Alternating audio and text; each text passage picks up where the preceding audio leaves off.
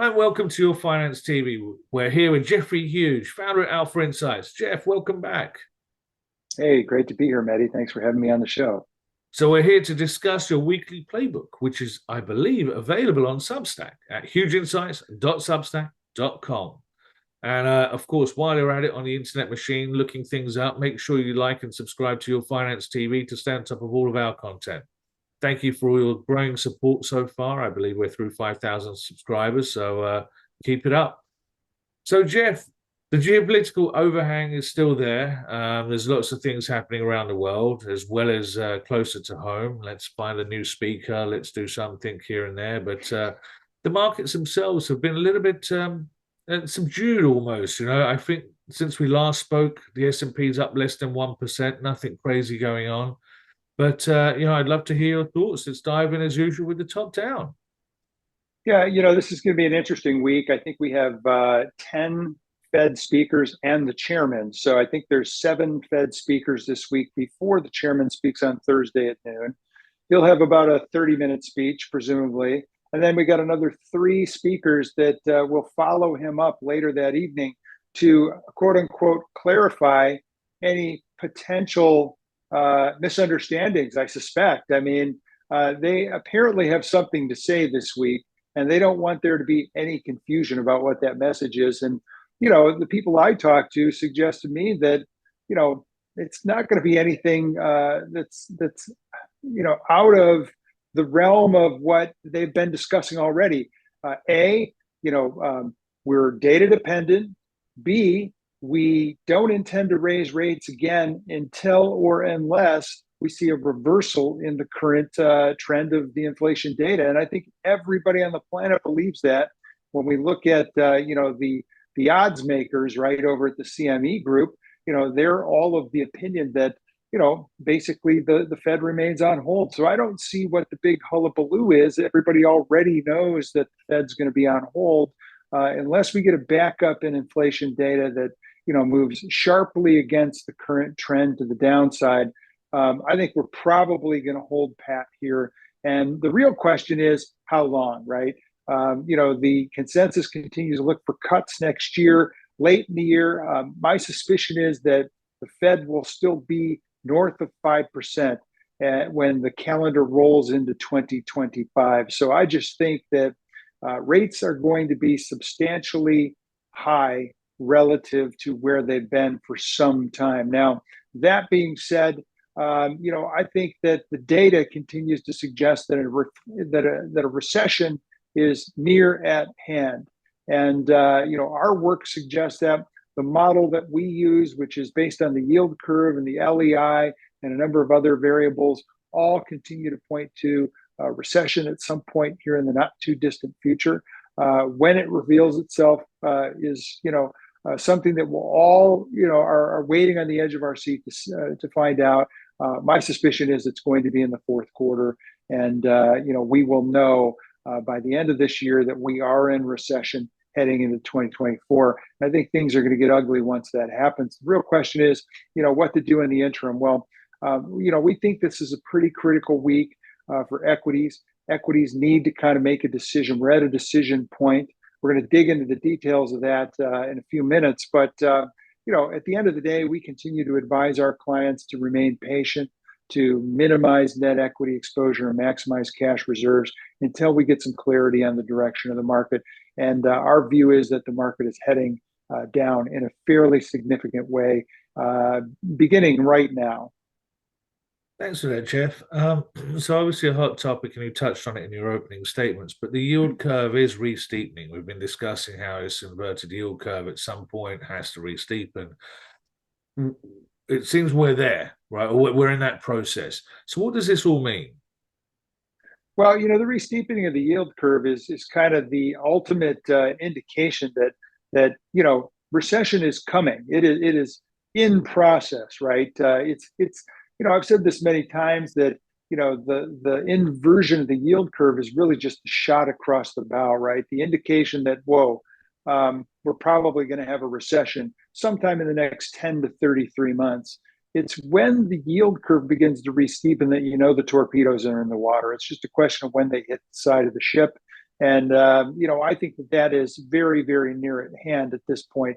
The degree to which we've re-steepened off the lows is substantial. We're starting to see term premium, move out over the last 30 days, with both the 30-year touching 5% and the 10-year touching 4.9%. It seems reasonable to me that we're going to hit the targets that we put out there months and months ago of 495 to 540 for the 10-year Treasury yield, with a midpoint of around 5.25. I think it's a very high probability that we see that 5.25 level sometime before the end of the year. So, Jeff, we've talked about volatility over the last several weeks and months, and you've been a proponent for rising volatility, the VIX going higher and higher. It hasn't really happened until now, but it does seem to be getting into that position where it does look to be edging up. Where do you see it going in the near term, near, mid, long Yeah, term, well, however you want to phrase it? sure. Yeah, to your point, it hasn't happened yet. We've been in a pretty significant downtrend off of the spike that we saw basically as the market started to come down in 2022. Volatility got up into the mid to high 30s, right? And it's come progressively down over the course of the last year. In fact, around June, we broke below 13%. And back in the last month in September, we tested it twice. What we've seen so far in October is a fairly sharp move off of those sub 13% lows to tag the 20% mark. Now, we haven't broken out per se above the 20% level, but we have taken out that downtrend. We have taken out initial resistance in the mid-teens. And so, my suspicion is that we're going to back and fill here for a couple of days, and eventually we will push above 20%. And once we do, we should see a pretty quick move up to about 26% on the VIX. And if we take out 26%, 33% is the next resistance. But it's been my longstanding opinion that the VIX will not top until it exceeds 40%. And I think this is the point from which we are rallying off of these lows, and that will be a pretty, steady high or steady path to 40% over the next, say, 6 weeks or so. And we've all certainly seen the VIX have those types of violent moves in the past. So, buyer beware. Another point of conversation has been the breadth of this rally. So I should say rally. It just hasn't really been there, and the performance of the stocks outside of the Magnificent Seven have been it's been quite dire overall for the large part. Can you talk us through what you're seeing here? Yeah, no question. It's been a lot of veneer, okay? And what I mean by that is that, the Magnificent Seven, which, frankly, are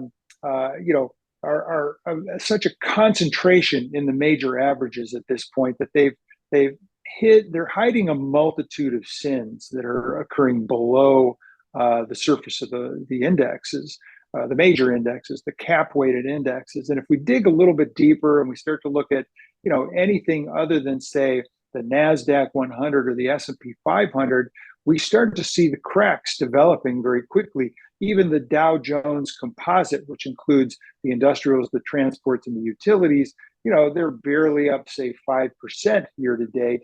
We start to dig a little bit deeper into, say, the mid-cap 400, the small-cap 600, the Russell 2000, the S&P equal weight. If we look at micro caps or banks per se, these are the issues that you would expect to be leading the charge off of a bear market low. And what we saw was the exact opposite. Over the last year, we see banks down over 20%. Year to date, we see small caps, mid caps, micro caps basically flat, unchanged. If we take a look at the S&P 500, the average stock based on the equal weight S&P is down 0.5% through last Friday's close. And so, we're just not getting that broad participation. And when I look at markets that are narrow, they're basically, indicative of investors hiding out. Okay, they're not convinced that we're in a bull market. They're convinced that they need to defend themselves, and I think the Magnificent Seven have basically become the new defensive stocks. They acted defensive during the COVID crash. They've been acting defensive during the 2022 decline, and I think this is just where everybody's huddling. They think that fortress balance sheets and earnings growth is there. The problem is growth isn't there, right? The growth has been waning dramatically, and we continue to see it, especially in the largest stocks like Apple, for example. So, our view is that, we need to be careful. One point I'd make is new 52-week lows outnumbered new 52-week highs by 8-1 last week when we look at the broad measures of breadth. And with the average stock down, 0.5% or so, and 48% of the constituents of the S&P 500 negative year to date, I think we got to really question the durability of this advance. And in our view, and as we've said before, I think the advance is counter trend, and I think it topped in July. That's quite scary when you start quoting those statistics, because the S&P we see up 13-14% for the year, and then you're hearing 48% stocks are actually negative. So, there's something going wrong there. So following on from those comments, let's look into the Russell 2000. You have a great chart that you do bring up in your playbook, and it looks like you're seeing a structural decline in the market. This is a little bit worrying when you look at this. Yeah, we're showing two charts, actually. The broad stock market is represented by the Russell 2000, which, by the way, the entire market cap of the Russell 2000 is less than the market cap of Apple. So a lot of people think these 2000 stocks just don't matter anymore. I think the better way to consider this is that Apple's extremely overvalued. The other chart that we're showing is the value line composite index. We're showing the geometric index, which really represents the median stock price move on a daily basis. Both are trading below both their 200-day moving averages and their 200-week moving averages. In addition to that, both have broken their uptrends off of the March 2020 lows, and these are uptrends that tag multiple lows in both charts. And so, we think that's pretty significant. We haven't taken out the October 22 lows yet, but one thing that's interesting is the value line composite index, which a lot of people aren't familiar with this, and I'll just give you a quick rundown. It's 1,700 stocks. It includes Apple and Microsoft, but it's equally weighted, right? So, we've got the Magnificent Seven contained in the 1,700 stocks. It's completely equally weighted, and the daily price change is basically more representative of the median stock price change. And the problem here is not only has the index broken below the 200-day moving average and the 200-week, but the 200-day moving average has broken below the 200-week moving average. This is significant. It is basically telling you that this index of 1,700 of the largest companies in the United States, that represents 90% of all the revenue generated by all public companies in the US, is on the precipice of collapse. And we believe that the pattern is more clear in this index than any other index, and that's one of the reasons that we're showing it today. So I think at the end of the day, we have to seriously question the notion that we're in a new bull market advance. I think that we completed a counter trend advance in July, and I think we are in the early innings of the next leg down in the bear market. That's very scary when you look at that chart. So let's have a look at some technicals. That's your primary degree Elliott Wave analysis. Have there been any changes on any of your thoughts around the levels that you've been discussing over the last several weeks? No changes to levels. We have been counting this advance off the October 22 lows as being counter trend. We count it as an ABC zigzag, where wave A topped in, I believe, December. We saw it's a complex counter trend move off of that, known as a flat corrective wave, where basically you drop to a low, you rally to a slight higher high, and then come back and retest that low. That flat pattern, it throws a lot of people off, but that was the B wave of this ABC zigzag. And then wave C was kind of an extended wave. We saw both an extended third and extended fifth. It made, kind of identifying the top of this wave elusive because it retraced more than what would be typically, 1/3 to 2/3. We retraced about 84%. But, based on the decline off the 2022 high, a pattern which we've identified as being an expanding diagonal, leading diagonal pattern, rallying back to about the wave to intermediate wave to high is normal. It's not illustrated in this chart, but that's about where we got to. So I think it all lines up. Now, if we're correct and this counter trend advance topped on July 27th, what we've seen from that point now is the early subdivisions of primary wave 3 down. So wave 1 down, bottomed in October 22, wave 2 up, topped in July of this year, and now we're in wave 3 of a 5-wave impulse pattern that will ultimately be wave A.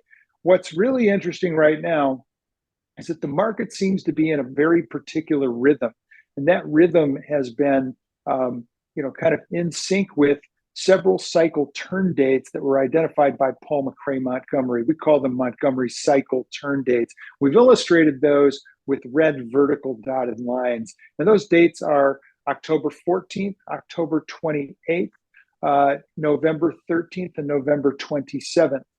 They have to do with the lunar eclipse cycle, as well as the solar eclipse cycle, and also a Fibonacci time spiral. So there's 3 different elements that kind of coincide to identify these dates. Now, Saturday was the top of the first of those 4 dates, right? October 14th. So we believe that the S&P probably topped on Monday the 16th.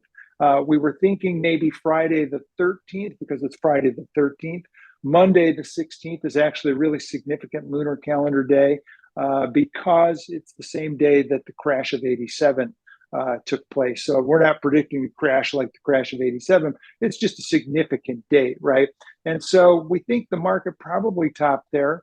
If we're wrong, it will spike up dramatically from here, and we'll just admit defeat, right?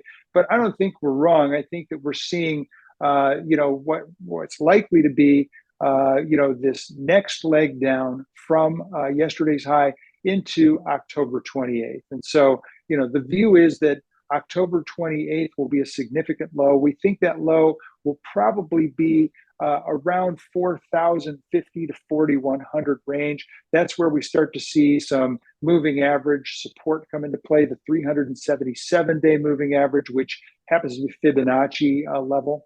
The market rallied into the 55-day moving average, and that again is a Fibonacci level. And so we think that's going to hold as resistance. We think the breakdown to 377 will complete the measured move that we've identified off the obvious head and shoulders top formation that's evident in the chart.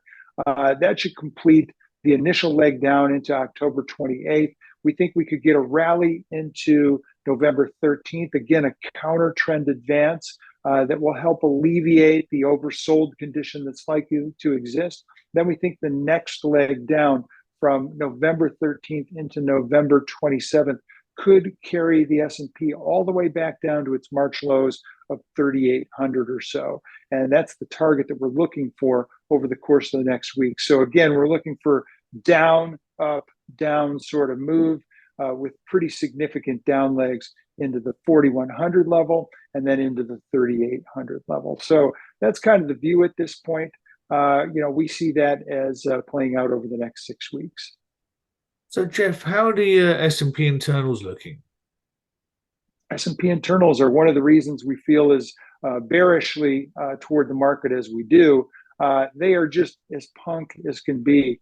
We see a little bit of a bounce in momentum off a really modest oversold, but momentum still below the median line. And, we use the 5-week RSI oscillator as a intermediate term momentum indicator. Momentum made a lower high as the market was peaking in July.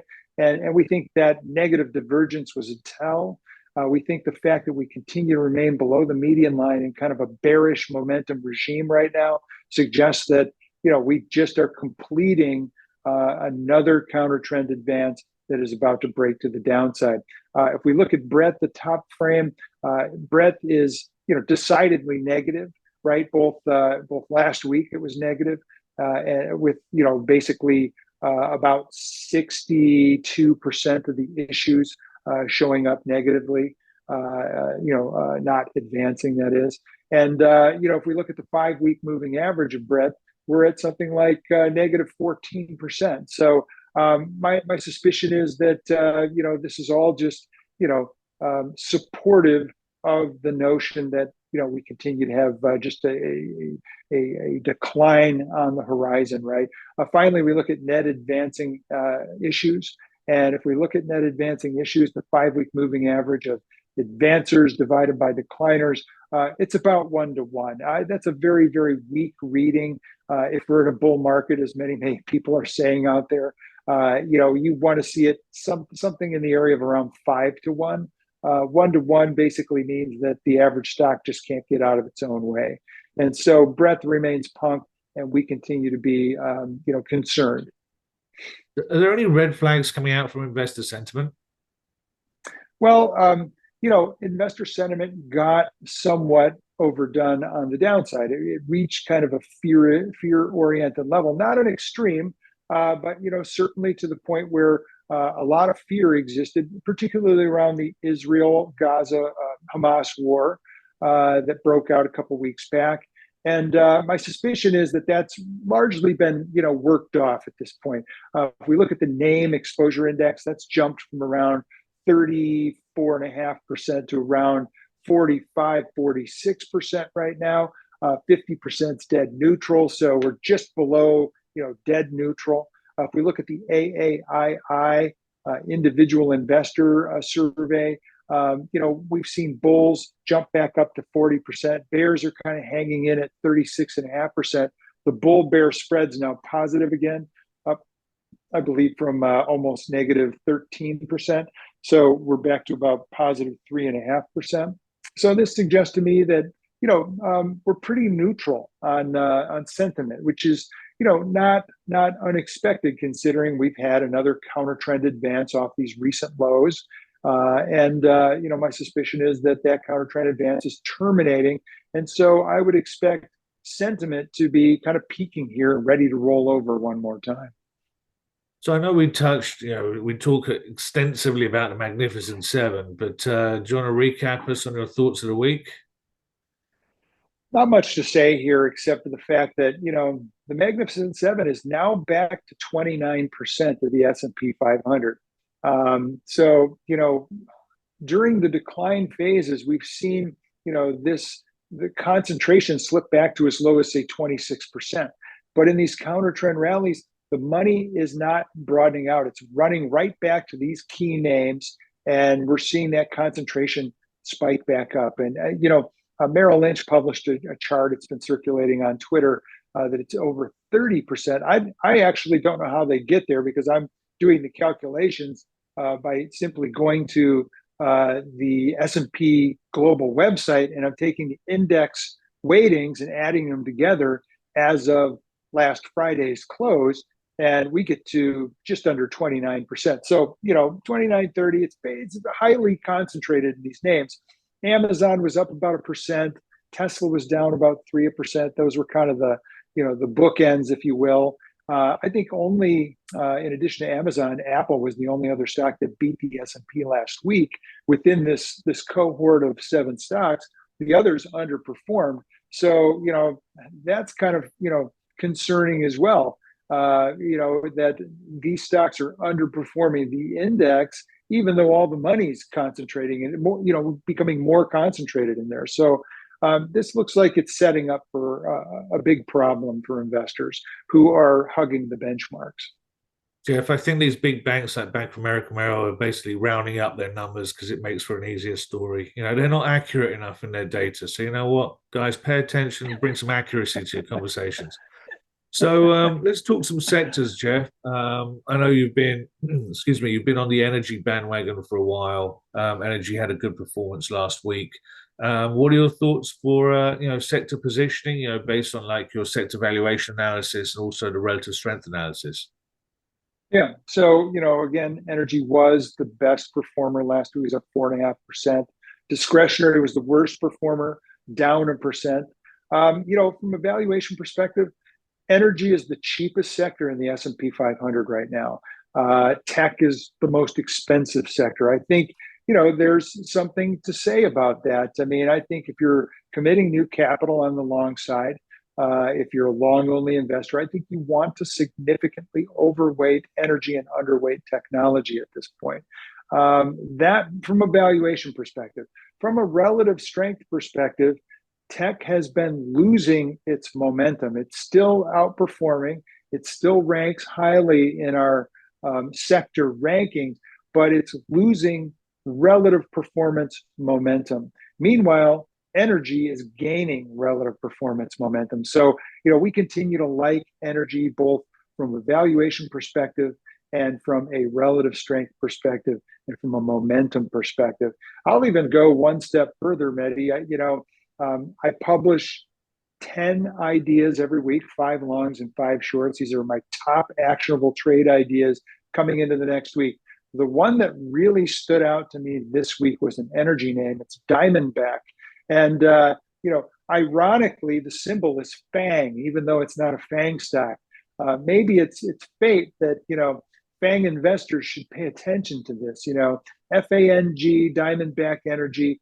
I think the breakout over 165 gives us a good setup for the stock to jump to around 210 on a measured move basis over the next several weeks and months.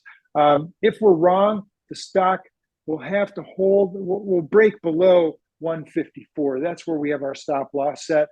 If we're right about this, it shouldn't come anywhere near 154. So if energy continues to be the leading sector as we think it will, then you should see a lot of upside outperformance, positive alpha from Diamondback, symbol FANG.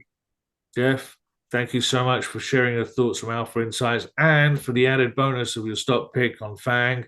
So I really appreciate it. My pleasure. And I want to urge our viewers, obviously, you got a little taster there, but make sure you check out Jeff's content on Substack at hugeinsights.substack.com. Until next time, thanks for watching and good luck investing.